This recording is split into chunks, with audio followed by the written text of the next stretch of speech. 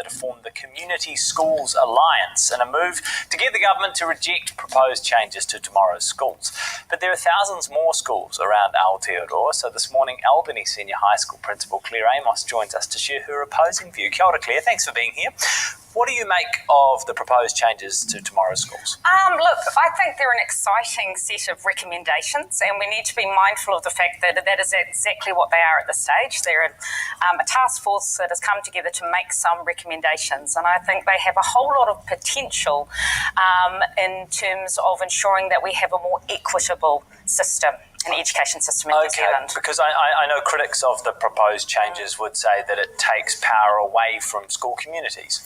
Yeah, I tend to disagree. I think if we actually look closely at the recommendations, and I think the key is to actually look at the recommendations document and not any of the publicity that's been put out by other groups, because if you look at the finer detail, there's no intention to take schools away from their communities. There's absolutely an opportunity for education hubs to support boards of trustees and parents to do their job. There is no inkling of schools and boards' powers being seized by these education hubs. But certainly the power that boards of trustees have at the moment would be reduced under the proposed changes.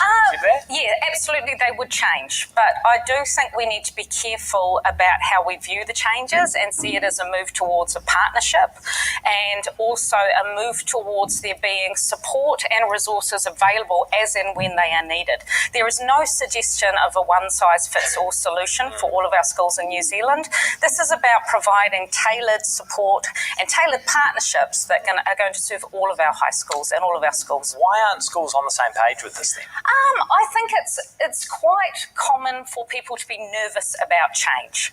And it's common for people to be nervous about what they say is a ministry-led change, and they worry that things won't work out as they hoped.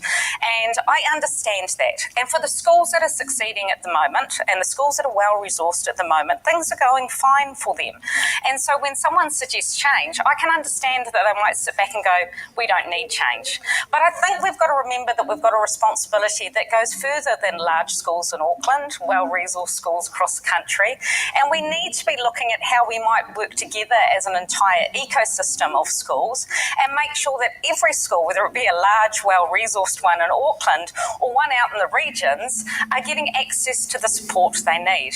Isn't this essentially the argument that rich schools aren't going to have the community power they once might have had, but poorer schools might be better off? I think absolutely there's the opportunity that the poorer schools will be better off. I question whether the rich schools will lose community partnerships. Boards are one way and one way only that we can partner with our community.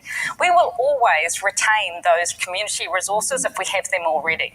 It just might change how we engage with them. And I have no problem with education hubs being formed, and that's hopefully meaning that principals can focus on teaching and learning.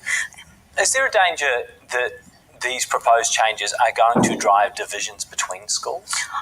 Only between principals who support them and principals who don't. Only if we make those divisions. My concern about the Alliance, I understand that they want to band together and they feel like they have a stronger voice if it's collective.